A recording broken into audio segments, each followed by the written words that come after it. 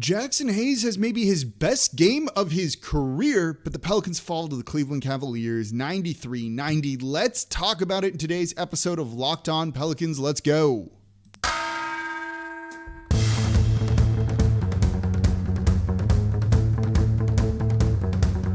You are Locked On Pelicans, your daily New Orleans Pelicans podcast, part of the Locked On Podcast Network, your team every day. Welcome to another edition of Locked On Pelicans, the daily podcast covering your favorite team, the New Orleans Pelicans and NBA, part of the Locked On Podcast Network, your team every day, available wherever you get your podcasts and available on YouTube as well. I'm your host, Pelicans Insider, credential member of the media, Jake Madison, at NOLA Jake on Twitter, here with you all on this Tuesday, day after the Pelicans lose to the Cavaliers, 93-90. Jaxson Hayes, though, right? Completely outplaying potential frontrunner for Rookie of the Year, Evan Mobley. The Pelicans leading for 90% of this game kind of fall apart at the end. Is this glass half full, glass half empty for New Orleans? We're going to talk about it in today's show. And we're going to get into more about the shooting, Fred Vinson talk as well. Trey Murphy, where is he? All that in today's episode of Locked On Pelicans. And thank you for making Locked On Pelicans your first listen every single day. We're free and available 5 days a week for y'all, breaking down everything you want to know about this team. No one else coming to you 5 days a week with Pelicans talk. Trade targets, we talked CJ McCollum yesterday. That's an important one. Definitely think you want to listen to that. We're probably about to get an update from Zion, maybe today while you're listening to this. I was actually expecting it to come on Monday. We'll break that all down, what it means, all that coming up here on Locked On Pelicans. But let's talk about the loss to the Cavs, 93-90. This is at times frustrating and not frustrating. No Brandon Ingram in this game. Still no Zion Williamson all season long. They shouldn't be expected to win very much, right? When you don't have BI, I mean, it's kind of a fact, right? And they're clearly been very cautious with him all year long, so they're not going to rush him back. But at the same point, you get Jonas Valanciunas back, you have Josh Hart back, Devontae Graham was good to go, and you were good enough to win. You were good enough to win. You only lost by 3, right? You didn't get blown out here. If I say the expectation is for them not to win, but then you come close enough to winning, I can be disappointed by the end result if that's the case, particularly because they're fighting for 10th, right? And we're seeing some of the same stuff rear its head. This team shot terribly from 3. Are you surprised by that? You shouldn't be. 6 of 30, 20%. If they shoot remotely okay from 3, they win this one running away. They probably win by double digits. That's probably more of a factor than not having Brandon Ingram, because some of these guys have really stepped up and played well. And so I look at this loss and it's just, man, this is so frustrating, being so close, knowing you're missing these pieces, or you could go out and get a piece that could help you, and yet you still lose, right? It's disappointing. It's frustrating. It sucks. This sets you back. You're trying to get into the play-in tournament. You've got to win these games. And they just don't really have the people, the players, to get it done. So yeah, this loss stings a little bit. This game feels like a disappointment. And when you've led the whole way through, even if it was close at times, right? They didn't have a huge lead. They got it close to 10 in the middle of the fourth quarter, but then that just really got whittled away towards the end of the game. Yeah, you've got to try and find a way to do this. And they didn't execute well down the stretch. And, on the final play of the game, they were very clearly drawing up. They're down 2. They were going to go for the win. They were trying to draw up a 3 for Devontae Graham. Everyone knew this was coming, including the Cleveland Cavaliers. And look, you've seen Willie Green be pretty good coming out of timeouts. They're not able to get it to Devontae Graham, so they inbound the ball to Jonas Valanciunas, who gets a layup attempt, but he's driving from the 3-point line. That isn't his game, putting the ball on the ground and going to the basket. You had another timeout. Call it, and just draw up a different play. Or even run the same one, and maybe they don't cover it as well for whatever reason, because Devontae Graham gets a good first step or something. At that point, call your final timeout and just play for the win. But they didn't do that. So I don't think this is a bad Willie Green game, because you saw him start Jaxson Hayes at the 4, and Jaxson Hayes, who we'll talk about in the next segment, completely outplayed Evan Mobley. Had his best game of his career in his time in the NBA so far, I think. It really showed you why Well, I've never given up on him as much as maybe some others have, but I've always been higher on him than Nickeil.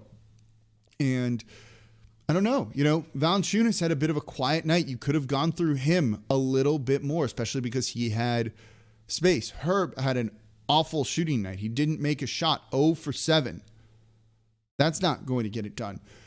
You need some help, and the roster flaws are very apparent. And sometimes, on some nights, right, those roster flaws are no Brandon Ingram or no Zion Williamson. Those are two big things.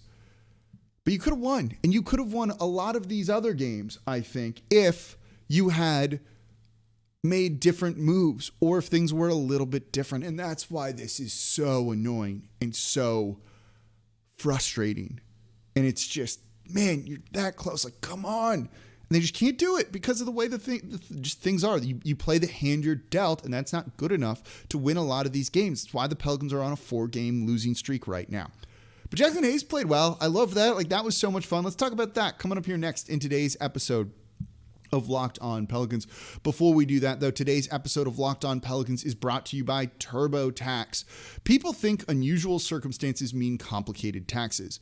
But for TurboTax Live experts, that's what makes things interesting. We all have unique lives, whether you've invested in crypto for the first time this year, you own an up-and-coming small business, I don't know, maybe you host a podcast, or you're raising rambunctious twins. Luckily, TurboTax has experts who can answer your tax questions, walk you through the whole process, or just do your taxes for you from start to finish. They help get you every deduction you deserve that's more money in your pocket, no matter your unique situation.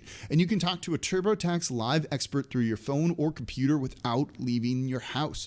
TurboTax Live experts are here to help you however you need, and if you need an extra hand off your taxes to them, and they will do it all for you.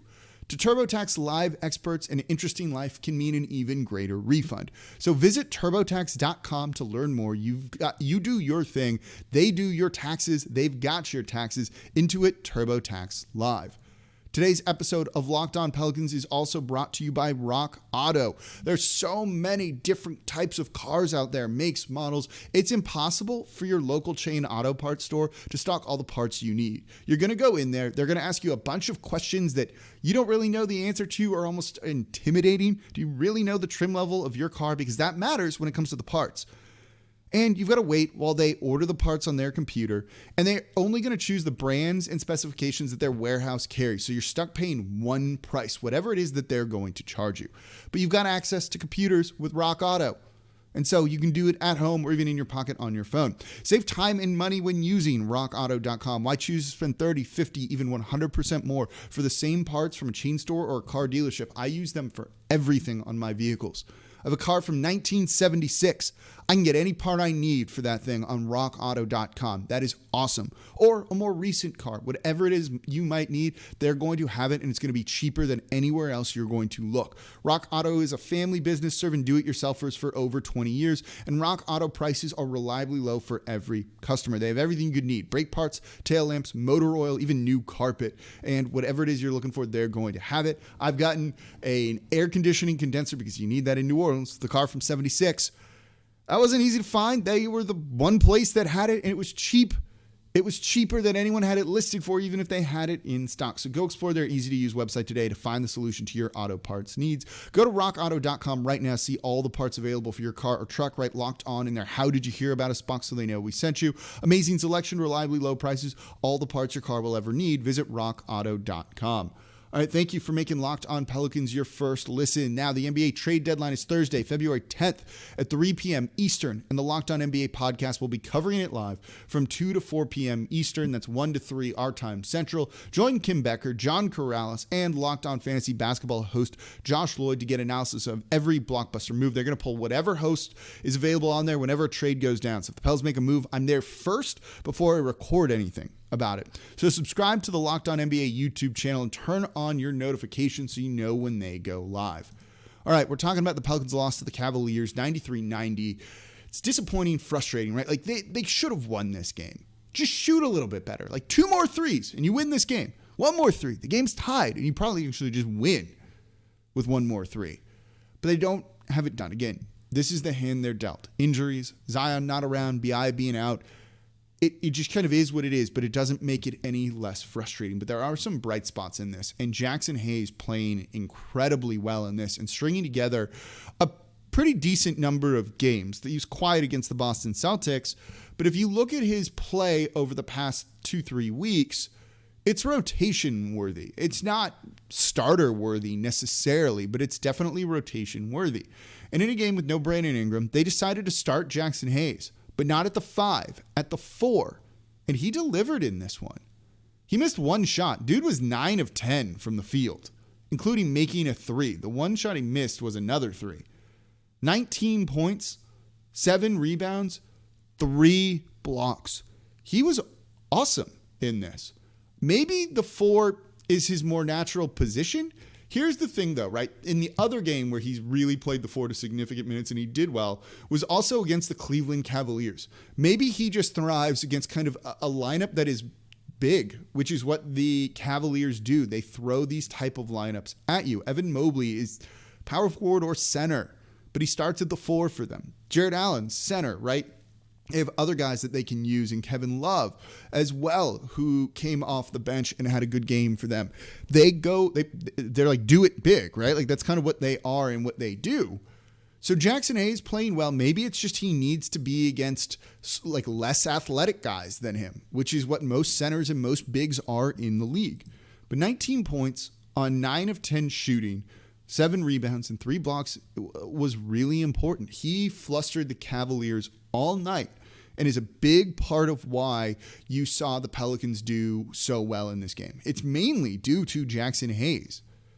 You know, he offensively was able to, because he can play on the perimeter, drew Evan Mobley out and created space for a guy like Valanciunas to operate down low. Valanciunas could have struggled in this game. If you don't start Jaxson Hayes and you put in someone else, maybe he really struggles because they're so big down low and they're pretty good defensively.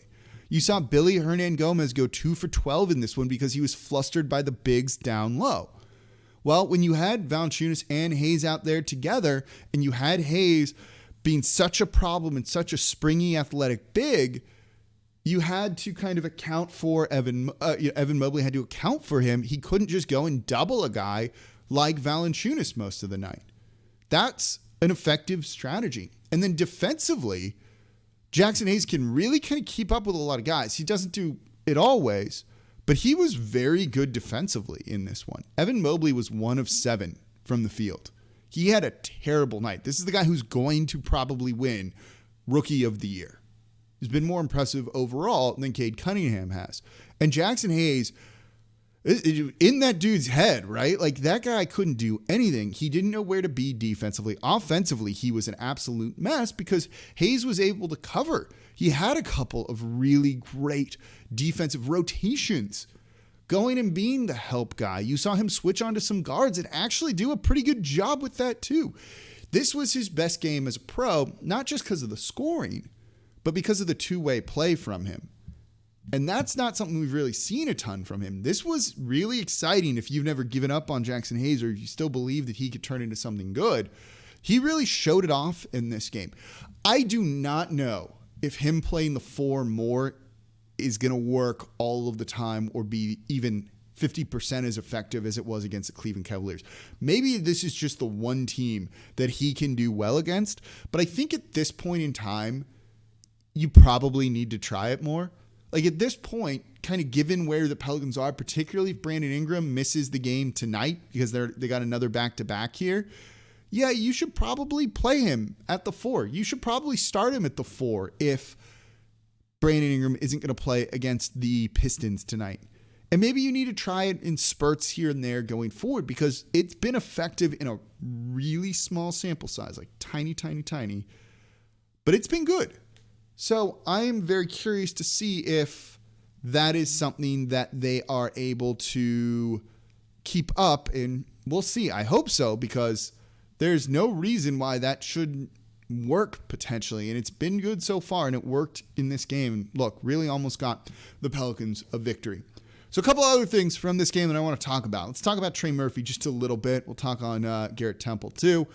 They kind of tie together. Devontae Graham, some of these other guys. Let's talk about it coming up here next in today's episode of Locked On Pelicans. Today's episode of Locked On Pelicans is brought to you by BetOnline. There might be less football being played, but BetOnline.net has way more odds and info for this playoff season. From scores, totals, player performance props, to where the next fired head coach is going to land, BetOnline is the number one spot for all things NFL betting in 2022. And it's not just football. BetOnline's basketball, hockey, boxing, UFC odds coverage is the best in the business. And they have all the NBA props you could want on every single player. Get in on Herb Jones. Get in on maybe a guy like Jaxson Hayes right now. Whether it's sports, right down to your favorite Vegas casino games, BetOnline.net is your number one online wagering destination. BetOnline, the fastest and easiest way to wager on all of your favorite sports and play your favorite games. BetOnline, where the game starts. All right, thank you for making Locked On Pelicans your first listen every day. We're free and available on all platforms 5 days a week, breaking down everything you want to know about this team. Free, no paywall, just Pelicans talk, trade rumors, breaking down the play on the court, the Zion update we're going to get maybe today. We'll see, and if we need to do an emergency podcast on that one. And now for your second listen, go check out Locked On Saints with host Ross Jackson, breaking down everything black and gold, pivotal offseason, who's going to be the QB, who's going to be the head coach? Who are they interviewing? Are those guys good?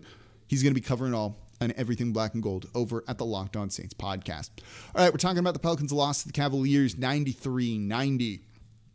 This, again, they were good enough to win. It's frustrating. They've had a lot of games like this season where they're close and they're just not able to get it done, whether it's bad execution, bad clutch play, or just like something over the course of the game being a problem. I don't know, like shooting 6 of 30, 20% from 3. You've heard me say this one before. It's why I did an episode on CJ McCollum yesterday. A dude who can go and get his own shot and make his shot would be a really important thing right now. A really important thing. Because you have no one that can reliably do that.